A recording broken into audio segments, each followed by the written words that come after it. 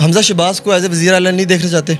देखिए जी, मैं समझता हूँ कि मेरे देखने ना देखने से फ़र्क नहीं पड़ता। फ़र्क इस चीज़ से पड़ता है कि जो शख्स वज़ीर आला की कुर्सी पे जा रहा है वो आया कि हकीकी मानों में अवामी मैंडेट लेके जा रहा है और एक जमहूरी प्रोसेस से होकर जा रहा है। फिर कल तक अमेरिकन जो लोग ये बात करते थे, रिकॉर्ड की बात है जब इमरान कांसी को बेचा गया और उन्होंने कहा था कि पाकिस्तानी कौम चंद पैसों की खातिर अपनी माँ का सौदा कर देगी, तो इन जैसे बेज़मीर बेगैरत लोगों की वजह से जब पाकिस्तानी कौम का इमेज मजरू होगा और अदालतें फ़ैसला नहीं लेंगी, अदारे खामोश रहेंगे, तो फिर इसी तरीके से अवाम चौकों और चौराहों के ऊपर फैसले करें। और जरदारी साहब क्रुक गेम के लीडर है ना, क्रुक आदमी है, और जिस आदमी को आप समझते हैं कि यार वो बंदा बहुत तेज़ है और वो बंदा बहुत 2 नंबर आदमी है, तो बदकिस्मती के साथ हम लोगों के नज़दीक ऐसे लोगों को हम मेयार बना लेते हैं कि यार वो बंदा बड़ा तेज़ है, यार वो काम डाल लेगा, वो कहानी को फिट कर लेगा। असम्बली में लोटे कहाँ से आए प्लास्टिक वाले? देखें, लोटे तो कुछ लोटे वहाँ पे चलते फिरते लोटे मौजूद थे, और जो प्लास्टिक वाले लोटे थे वो मेरे ख्याल में हमारी वहाँ पे ख़वातीन थी मखसूस नशस्तों की, तो वो अपने साथ कहीं ना कहीं से लेके आ गई लोटे। आपको ऑफर हुई, फिर क्या करेंगे आप? देखें जी, मैं लानत डालता हूँ ऐसी ऑफ़र के ऊपर कि जिस ऑफ़र के ज़रिए आप अपने ज़मीर का सौदा करें, आप अपने लोगों का सौदा करें। देखें ना, हमें 2-2.5 लाख लोगों के हम नुमाइंदे हैं। बिस्मिल्लाहिर्रहमानिर्रहीम, अस्सलाम वालेकुम। मैं हूँ आपका होस्ट मेहराब हबीब और आप देख रहे हैं टी4 तमाशा। आज मेरे साथ मौजूद हैं अहले इलाका वाकई की जानी मानी शख्सियत, सियासी और समाजी शख्सियत मलक तैमूर मसूद अकबर साहब, जो कि पिछले दिनों पंजाब असम्बली और उसके अलावा भी ख़बरों की ज़ीनत रहे, और चूँकि हमारे बड़े भाई भी हैं और हमारे अहले इलाका की बहुत अच्छी शख्सियत है। इनसे बात करते हैं कि वो क्या मामलात हुए थे और कुछ अहले इलाका के हवाले से भी बात करेंगे। अस्सलाम वालेकुम। जी वालेकुम सलाम। मेरा भाई अल्लाह का शुक्र, आप खैरियत से हैं? ठीक हैं अल्हम्दुलिल्लाह, मैं ठीक हूँ। एक तो अल्लाह ताला ने आपको 7 फुट का कद दिया हुआ है, फिर आपके लंबे लंबे हाथ हैं। क्या वजह थी कि आप खबरों की ज़ीनत रहे और वीडियो में बड़े नुमाया नज़र आते रहे? कद की वजह से या काम की वजह से? नहीं, मेरा ख्याल है वहाँ पे बहुत से ऐसे लोग भी थे जिनके कद मुझसे छोटे थे, जिनके हाथ मुझसे छोटे थे, लेकिन नज़र तो वो भी आए हैं, लेकिन वो एक्चुअली मैं साफ सी बात है। देखें, बहसीत एक पब्लिक रिप्रेजेंटेटिव के शायद मुझे कुछ चीज़ों पे इख्तलाफ हो, पुरतशद्दद कार्रवाइयों के हवाले से, या मैं ख़ुद बड़ा अमल पसंद सा, सुलह पसंद सा इंसान हूँ, मैं कभी भी इस किस्म की कार्रवाइयों पे यकीन नहीं करता। लेकिन अनफॉर्चुनेटली वो जो दिन था, वो दिन ऐसा था कि उस वक्त हमें जो थे ना, शायद हम अपने चीज़ों को, अपने जज्बात को, अपने एहसासात को कंट्रोल नहीं कर पा रहे थे, क्योंकि आपके सामने आपके मैंडेट की जब तौहीन हो रही हो और एक शख्स ऐसा जो आपके वोटों से इलेक्ट हो के डिप्टी स्पीकर बना हो, और वही शख्स आपके मैंडेट को बिल्कुल चंद पैसों की खातिर, चंद टकों की खातिर बेच दे, तो फिर आपको तकलीफ़ होती है। देखिए, जब हम आवाम के मैंडेट से आते हैं, लोग हमें वोट देते हैं, किसी सोच, किसी नज़रिए, किसी वजह से वोट देते हैं, और अगर हम उनकी मैंडेट को पसे पुश रख कर और पैसों की वजह से उनके एतमाद को ठेस पहुँचाएँ, तो यकीनन वो भी कल हमारा गिरेबान पकड़ेंगे। तो इसी तरीके से जब हमने अपने मैंडेट को इस तरीके से, हमने कोई ऐसी बात नहीं की, लेकिन जब वो शख्स ने अपने प्राइवेट गार्ड्स को अपने साथ यूनिफॉर्म में पुलिस के लोगों को जब वो असम्बली के अंदर लेके आए, क्योंकि असम्बली एक ऐसा फोरम है जहाँ पे आप किसी किस्म का कोई प्राइवेट गार्ड्स, कोई पुलिस एंटर नहीं हो सकती, लेकिन उस शख्स ने तमाम तर कानून की धज्जियाँ बिखेरी, और एक तो उसने मैंडेट का पार्टी के साथ वो वफा नहीं की, उसने पार्टी के साथ एक किस्म की अपनी लॉयल्टी शो नहीं की, और दूसरी तरफ फिर जो हमारा मैंडेट था उसका एहतराम नहीं किया। तो फिर लोगों ने अपना एक रिएक्शन दिया, रद्दमल दिया, जिसका इजहार फिर लोगों ने देखा, नज़र आया। और ये वो रिएक्शन है कि जो सिर्फ एक डिप्टी स्पीकर के साथ नहीं, आप चले जाएं चौकों चौराहों पे, किसी भी पब्लिक प्लेस पे, हर वो शख्स जिसने अवाम के मैंडेट को बेचा है, जो लोटा बना है, तो फिर अवाम ने उसका एहतसाब किया। हमजा शहबाज को एज ए वज़ीर आला नहीं देखना चाहते? देखिए जी, मैं समझता हूँ कि मेरे देखने ना देखने से फ़र्क नहीं पड़ता। फ़र्क इस चीज़ से पड़ता है कि जो शख्स वज़ीर आला की कुर्सी पे जा रहा है वो आया कि हकीकी मानों में अवामी मैंडेट लेके जा रहा है और एक जमहूरी प्रोसेस से होकर जा रहा है। अब मुझे आप एक बात बताएं, एक तरफ 174 की नशिस्तें हैं मुस्लिम लीग नून की, दूसरी तरफ PTI और काफ लीग के मिला के 192 और 93 नशिस्तें बनती हैं। अब 174 वाले को आप मैंडेट दे रहे हैं वज़ीर आला का, और 192 और 93 वाले वोटों वाले जो हैं जो कि अक्सरियत में हैं, उनको आप सिर्फ 20-25 लोटों की मदद से उनकी हुकूमत को तब्दील कर रहे हैं और उनका मैंडेट चुरा रहे हैं। तो कल तक ये लोग जो बात करते थे जमहूरी इक़्तिदार की, जो बात करते थे कि भाई इस किस्म की ख़रीदो फ़रोख्त नहीं होनी चाहिए, आज कौमी असम्बली के अंदर उन्होंने क्या किया, इसी तरीके से लोगों को ख़रीदा और वही रविश, वही जो है तरीक़ाकार उन्होंने पंजाब असम्बली में अपनाया। तो मैं समझता हूँ कि अफसोस का मकाम है कि जब इस किस्म की ख़रीदो फ़रोख्त होगी, जब चंद टकों की खातिर हुकूमतें तब्दील हो जाएंगी, तो आप क्या मैसेज देना चाह रहे हैं? आप अपनी आवाम को क्या मैसेज देंगे जिनका जमहूरियत से एतबार उठता जा रहा है?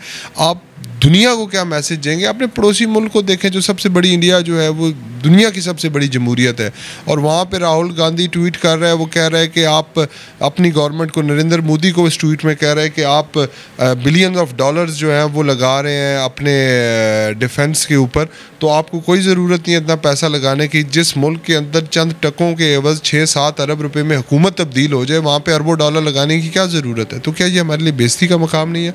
फिर कल तक अमेरिकन जो लोग ये बात करते थे, रिकॉर्ड की बात है जब मलकानसी को बेचा गया और उन्होंने कहा था कि पाकिस्तानी कौम चंद पैसों की खातिर अपनी माँ का सौदा कर देगी, तो इन जैसे बेज़मीर बेगैरत लोगों की वजह से जब पाकिस्तानी कौम का इमेज मजरू होगा और अदालतें फ़ैसला नहीं लेंगी, अदारे खामोश रहेंगे, तो फिर इसी तरीके से अवाम चौकों और चौराहों के ऊपर फैसले करेगी। तैमूर भी ये लोग बिके क्यों? जब खान साहब को इतना एतबार था, हमारे जो आला अहदेदारान उनको इतना एतमाद था, ये लोग बिके क्यों?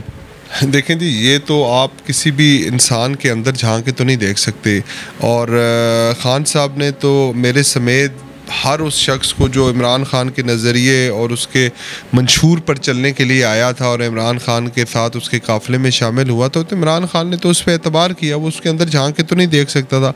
लेकिन ये वक्त ने ये बात साबित की कि वो लोग जो हमेशा इक़्तिदार की खातिर, जो लोग अपने चंद पैसों की खातिर, जो लोग अपने ज़मीर का सौदा करते हैं और जो कभी भी मुस्तकिल मिजाज नहीं रहे, जो हर घाट का पानी पीते हैं, तो वो लोग फिर किसी के मुखलिस नहीं होते। तो मेरे ख़्याल में इमरान ख़ान को इसके ऊपर तजर्बा भी हुआ, उनको नसीहत भी, और इंशाअल्लाह ताला जो गलतियां उन्होंने लोगों को पहचानने में की हैं, वो इंशाअल्लाह ताला दोबारा नहीं करेंगे। इंशाअल्लाह। मैं शरारत करने लगूँ आपके साथ, आपको ऑफ़र हुई, फिर क्या करेंगे आप? देखें जी, मैं लानत डालता हूँ ऐसी ऑफ़र के ऊपर कि जिस ऑफ़र के ज़रिए आप अपने ज़मीर का सौदा करें, आप अपने लोगों का सौदा करें। देखें ना, हमें 2-2.5 लाख लोगों के हम नुमाइंदे हैं। क्या हमारे लिए ये इज़्ज़त की और वक़ार की बात नहीं है कि हम पे 2-2.5 लाख लोगों ने एतमाद किया है, हमें अपना नुमाइंदा बना कर भेजा है, हम उनकी पहचान और उनकी शनाख्त बनकर, इस इलाके की पहचान बनकर पंजाब के ऐवानों में उनकी नुमाइंदगी कर रहे हैं। तो जब मेरे किरदार और मेरे अमल से मेरे इलाके के लोग शर्मिंदा होंगे, तो फिर मेरे ख्याल में मुझे जीने का कोई हक नहीं होना चाहिए। आप अपने आप को एज आ वज़ीर आला पंजाब देखना चाहते हैं? देखिए जी, वज़ीर आला पंजाब हो, वज़ीर आज़म, अब आपको बड़ा खेल खेलना चाहिए ना। मैं कभी भी मैंने कभी ओवर एम्बिशियस नहीं रहा जी। मैंने कभी भी कोई इतनी दूर की सोच नहीं रखी, बस सिर्फ अपनी नीयत साफ़ रखी है और अपना नज़रिया जो था, जिस नज़रिए और जिस सोच की वजह से हम आज इमरान ख़ान के साथ चले थे, क्योंकि हम चाह रहे थे कि यार जो एक अरसे दराज से लोगों के अंदर बेचैनी और इज़्तिराब है, पहली दफ़ा कोई शख्स आया है जो लोगों को उम्मीद की किरण दिखा रहा है, जो इस मुल्क की पहचान और इज़्ज़त का बायस बनना है, जिसने लोगों के अंदर खुददारी का दर्स दिया और वो अमली तौर पे खुददार बनकर दिखा रहा है। तो जब इस ऐसे शख्स को मजबूत करने की बारी आ रही है, तो हम में से हर शख्स को अपना हिस्सा डालना चाहिए। मेरी ज़ात अकेली कोई हैसियत नहीं रखती, आपकी ज़ात अकेली कोई हैसियत नहीं रखती, लेकिन जब हम एक कॉज, एक नज़रिए और एक मकसद के पीछे खड़े होते हैं, तो फिर मैं समझता हूँ कौमों की तकदीर बदलती है, तब इनकलाब आते हैं और तब आप अपनी लीडरशिप को मजबूत करते हैं। जो मुड़ के जब पीछे देखे तो उसको पता हो कि उसके पीछे 20-21 करोड़ की ताकत खड़ी है। तो मैं तो सिर्फ़ और सिर्फ इस नज़रिए और इस सोच के साथ हूँ कि मैंने अपने लीडर, अपने कायद इमरान ख़ान को कामयाब करना है, इस मुल्क की तकदीर को बदलने के लिए, इस मुल्क के नौजवानों की तकदीर को बदलने के लिए, और पाकिस्तान को एक गैरतमंद कौम और एक खुददार मुल्क बनाकर दुनिया में नक्शे के ऊपर उभारने के लिए। आपके साथ मैं शख्सियात के नाम लूँगा, आपने एक एक लाइन में ना उनकी तारीफ़ करनी है, जो भी आपके ज़हन में उनका नाम आता है, ठीक है? वज़ीर आज़म शहबाज शरीफ साहब। शोबाजी। बिलावल साहब। Immature. Non practical, Maryam? Over ambitious और खुद नुमाई पसंद खातून है। और जरदारी साहब? क्रुक, गेम के लीडर है ना इस टाइम। क्रुक आदमी है, और जिस आदमी को आप समझते हैं कि यार वो बंदा बहुत तेज़ है और वो बंदा बहुत 2 नंबर आदमी है, तो बदकिस्मती के साथ हम लोगों के नज़दीक ऐसे लोगों को हम मेयार बना लेते हैं कि यार वो बंदा बड़ा तेज़ है, यार वो काम डाल लेगा, वो कहानी को फिट कर लेगा। तो ये हमारे ऊपर अफसोस है। अच्छा, मौलाना साहब के लिए क्या कहेंगे? मौलाना साहब दीन का सौदा करने वाले वो आलिम हैं कि जिन्होंने अफसोस के साथ कहना पड़ता है कि दीन को सिर्फ़ और सिर्फ अपनी ज़ात और अपनी कुर्सी और अपने मनसब की खातिर इस्तेमाल किया। बुज़दार साहब के लिए क्या कहेंगे? बुज़दार साहब जो थे ना जी, होम्योपैथिक। अच्छा, होम्योपैथिक। अच्छा, मेरा सेकंड लास्ट क्वेश्चन है, असम्बली में लोटे कहाँ से आए, प्लास्टिक वाले? देखें, लोटे तो कुछ लोटे वहाँ पे चलते फिरते लोटे मौजूद थे, और जो प्लास्टिक वाले लोटे थे वो मेरे ख्याल में हमारी वहाँ पे ख्वातीन थी मखसूस नशस्तों की, तो वो अपने साथ कहीं ना कहीं से लेके आ गई लोटे। अच्छा, अपने इलाके वाकई के लिए क्या कहेंगे आखिर में? वाकई के हवाले से मैं इतना कहूँगा कि अल्हम्दुलिल्लाह मुझे इस बात की खुशी और फ़ख्र है, और मैं हर जगह इस बात का खुल के इजहार करता हूँ कि मैं एक ऐसे इलाके की नुमाइंदगी कर रहा हूँ कि जो पूरे एशिया के अंदर सबसे ज़्यादा लिटरेसी रेट रखने वाला शहर है, और पढ़े लिखे लोगों का शहर है, खुददार लोगों का शहर है, रिज़्क़ हलाल कमा कर खाने वाले लोगों का शहर है। यहाँ पर ताजर भी हैं, यहाँ पर मेहनत कश भी हैं, यहाँ पर ज़मींदार लोग भी हैं जो हल चला कर अपने बच्चों का रिज़्क़ कमाते हैं। तो मैं तो एक ऐसी मल्टी कलर सोसाइटी की नुमाइंदगी कर रहा हूँ कि जो पूरे पाकिस्तान का, जिसके अंदर कलर्स मौजूद हैं।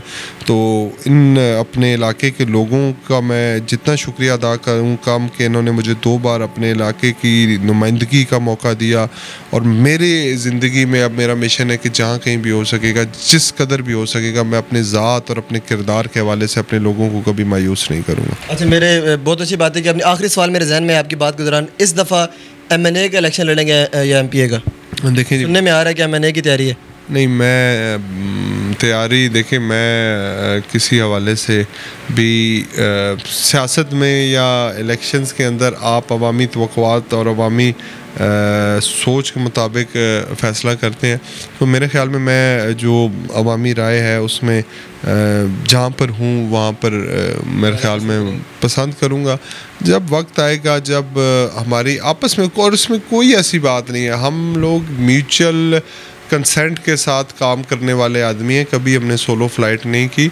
जब कभी भी जहाँ कहीं भी ज़रूरत पड़ी और जहाँ कभी भी मौका मिला तो हम म्यूचुअल कंसेंट के साथ आगे बढ़ेंगे और बेहतर से बेहतर की तलाश में रहेंगे। Thank you so much Taimur भाई, थैंक यू सो मच। उम्मीद करता हूँ आपको आज की इंटरेस्टिंग वीडियो तैमूर भाई के साथ मिलकर मज़ा आया होगा। वाकई को सपोर्ट करें, तैमूर भाई को सपोर्ट करें, हमें सपोर्ट करें, सबसे बढ़कर पाकिस्तान की सलामती के लिए काम करें, अच्छा इंतखाब करें। चैनल को सब्सक्राइब करें, वीडियो को शेयर करें। मिलते हैं नेक्स्ट वीडियो, तब तक के लिए अल्लाह हाफ़िज़।